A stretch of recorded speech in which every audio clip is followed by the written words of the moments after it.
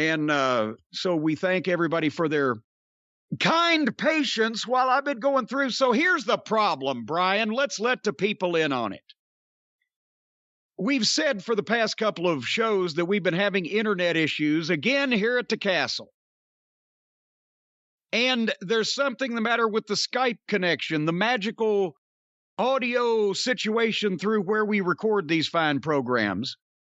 And it beleaguered us last week on the experience, and it delayed the drive-through this week. And there was a bunch of shit unplugged and replugged and checked and called for and everything. And we thought that everything was fine because when we did the test, of course, and spoke to each other just inanely about nothing, everything sounded fine.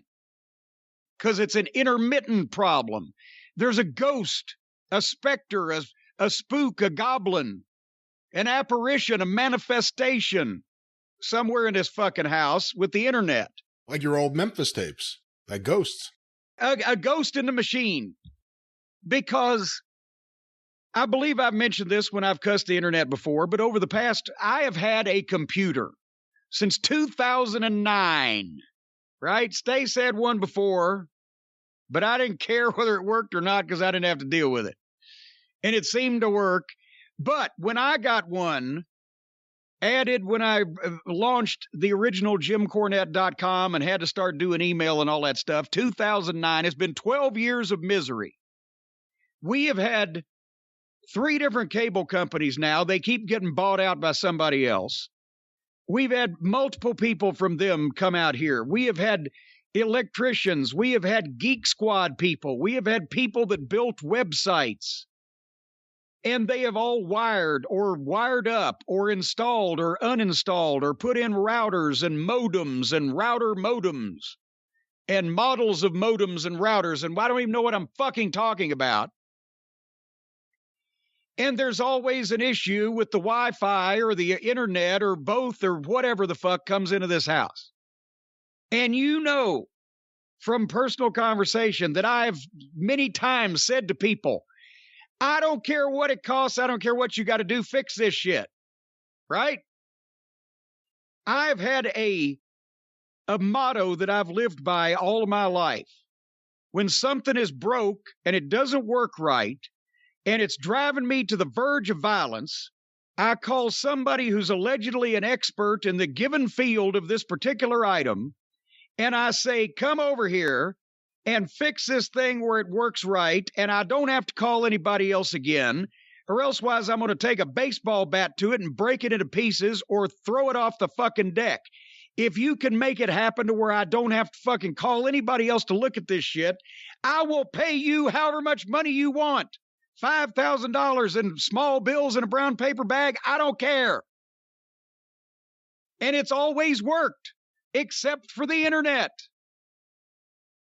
Because nobody knows how this shit works.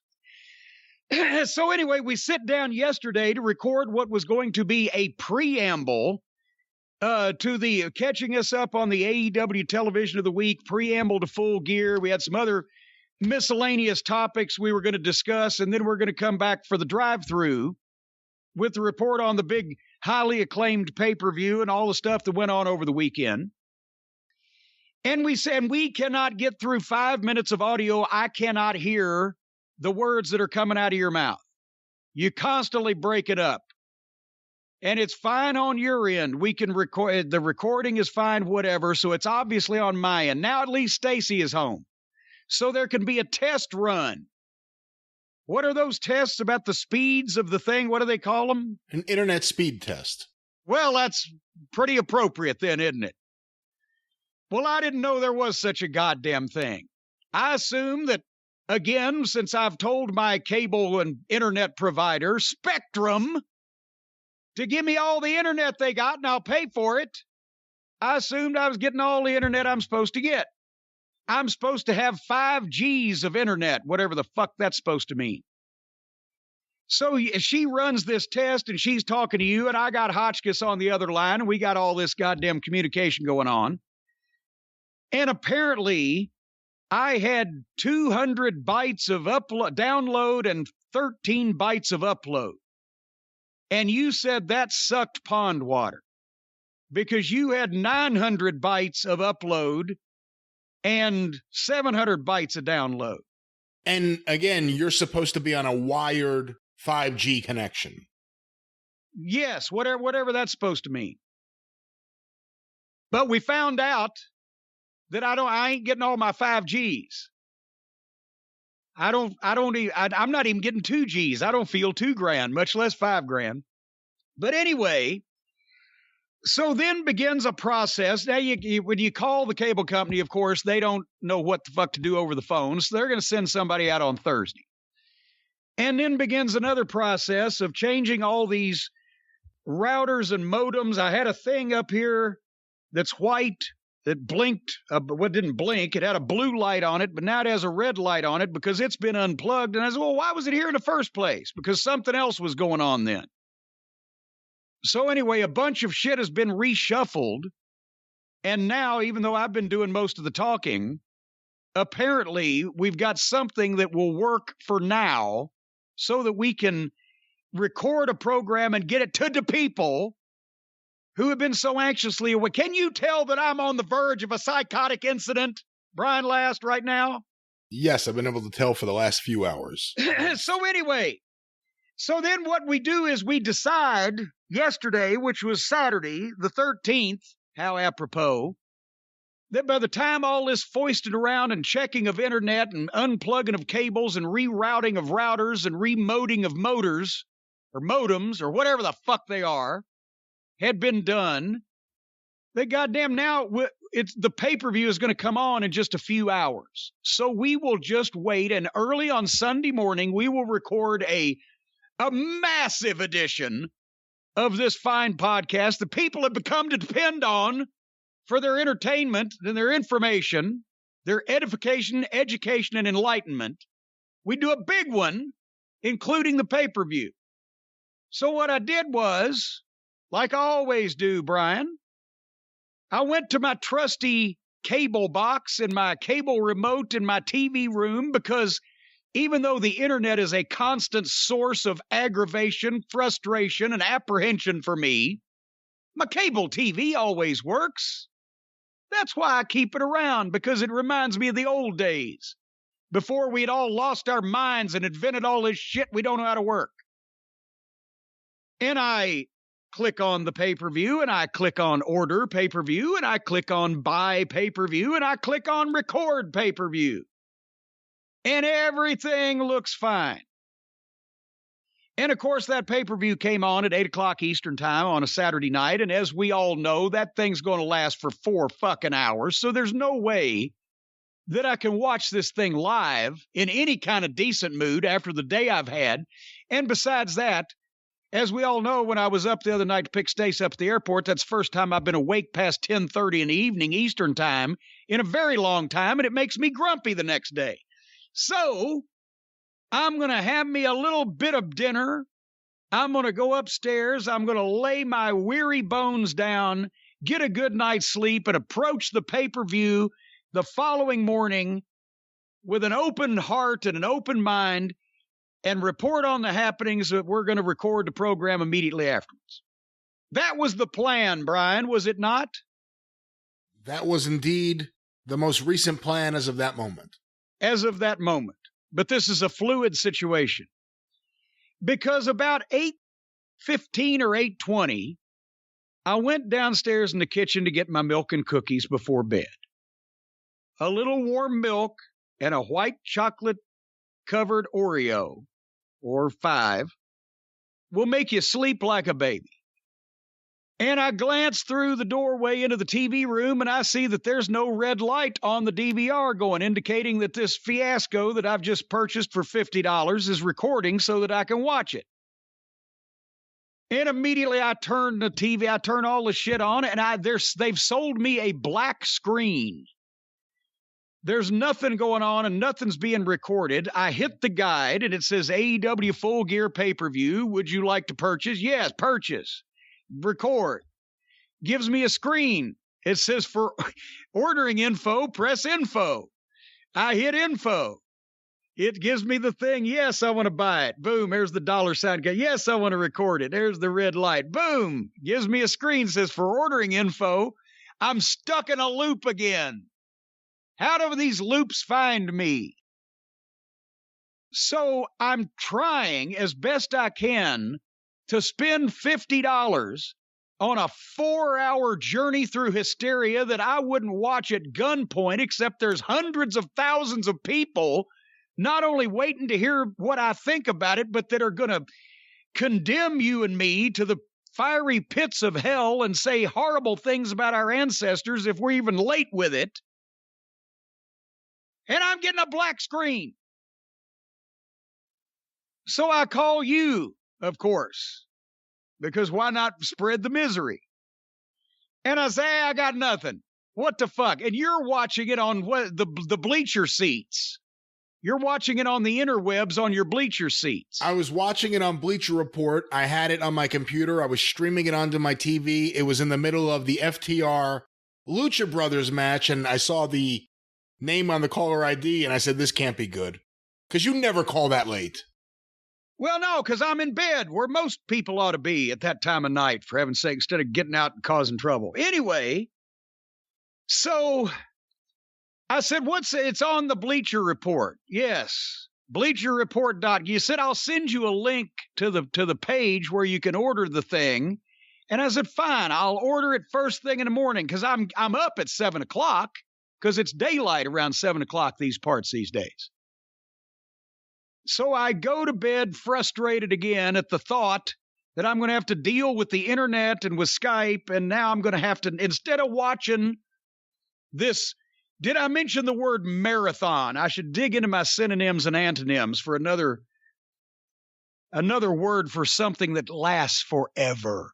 I'm going to have to watch this not on my 72-inch TV in the TV room with my, nice, fast forward and reverse and pause and etc. right next to the kitchen where I can get a drink. I'm going to have to watch it on my computer screen up in the office here. I'm already pissed about that. So I get up this morning. I get my pad. I get my Cornette's Collectibles souvenir pins that I get from the National Pen Company. And I get a nice cold Sprite Zero, and I sit down about 8 a.m. this morning to go to Bleacher Report with my credit card in hand, trying again to give these people another $50 of my money. You know what it said, Brian? It said, fucking event's over with, replay will be up soon. What? How so? And then you read the fine print. Yeah, the replay's up about 24 hours after the fucking incident. Son of a bitch! Did I mention that every time I interact with the internet, I want to shoot myself in the fucking face? So now I call you again. Hey, I can't watch this thing. What are we going to do now? And I won't give all of the details, but suffice it to say that since I had already tried to give this wrestling promotion and its affiliated cable providers $100 of my money to watch this, and I've been turned away, we instead went to nefarious and potentially black market means of getting this programming so that we could watch it and bring our thoughts to the people. So I obtained a link through person or persons unknown. Possibly they're known to someone, but just not named at this point. And apparently, because it's a big fucking file of shit, it's still in the process of being processed. When it's sent to me and I'm waiting, it'll be any old time. Just any old time. I check back in half an hour, check back in an hour, check back. It's still uploading, downloading, the process that it's going through, whatever that may be. Let me just jump in, too. For the record, this entire time, we're also checking Bleacher Report. We still can't purchase the fucking replay on No, can't give them. Hey, Bleacher Report CEO, mother, I'll give you $500 right now. Just send me a link to that. No, it doesn't work. So anyway, so while this thing is loading, then the Monroe brothers come over because they had to haul some stuff off and put the new pedestals underneath my washer and dryer. So I'm out there in the cold and the rain. And then I come back, I tell Stace, this thing won't come through. And so she gets out her telephone and a laptop and something that allegedly streams somehow to her TV in her chick cave / art studio. And she said, well, I'm downloading the thing of the Google of the crankshaft, and then I'll send it to your computer. How will you do that? Well, and then she started to tell me, and then I wanted to start shooting myself in the fucking face again. So anyway, about 30 minutes later, she shot it right up to my computer, where now we are doing this program so that we can catch up to the point where the pay-per-view happens. I sound like I'm Jackie Gleason setting up a bit here. I hear you as an angry Gordon Soley. Well, possibly an angry Gordon Soley. And the knee across the motherfucker's prefrontal lobe. We're getting close to the goddamn pay-per-view. All 42 of the movable vertebrae in this cocksucker's neck. Anyway, so what we're doing now is, since the Skype seems to be working, we're recording a program to fulfill the obligations of bringing everyone up to date on what happened before the pay-per-view and what's happened with our programming schedule over the last few days. We're going to do this program, and then we're going to break, and this program's going to go up, and I'm going to go back to my computer and watch the much acclaimed pay-per-view from last night, and then in about fucking 14 hours from now, you and I are going to reconvene back here, and we're going to record the conclusions and viewpoints on the pay-per-view and anything else that has occurred as fallout, and anything, as I mentioned, if the WWE ever does anything anybody wants to hear or see again, we'll talk about that. And then we should be up to date on our programming commitments, on the things that we've told the listeners that we were going to do. And then this coming week, on Thursday, there's an internet summit meeting scheduled to take place here at Castle Cornette involving a representative of the internet company. Hopefully he's not like the last one that came out a month or two ago about the sloppy Wi-Fi in the West Wing, because he was 12 years old and looked like his mother had just dropped him off for school.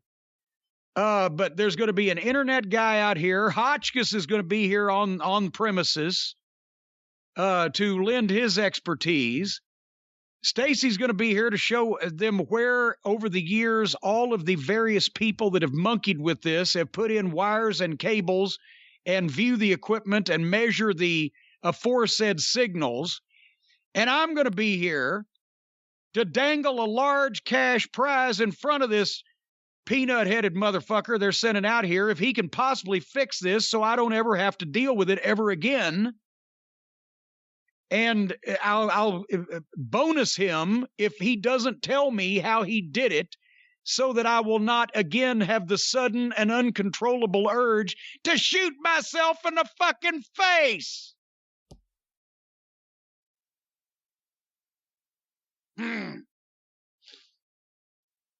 But on a more positive note, the Sprite can shortage has been temporarily alleviated. Did you hear about this? I have not heard any Sprite. Well, I haven't had time to tell you yet, because we've been foisting around about this shit for the past 3 days. I went in the store the other day. I won't even go into the line at the pharmacy with people not wearing masks, to line up and get sick people lining up to get medicine and not wearing masks. But the Coke guy was there. My Coke dealer at the local grocery store was there, and he was putting the stuff out. And I said, wait a minute. do I see 12 packs of 16-ounce cans of Sprite Zero? He said, why, yes, good sir, you indeed do.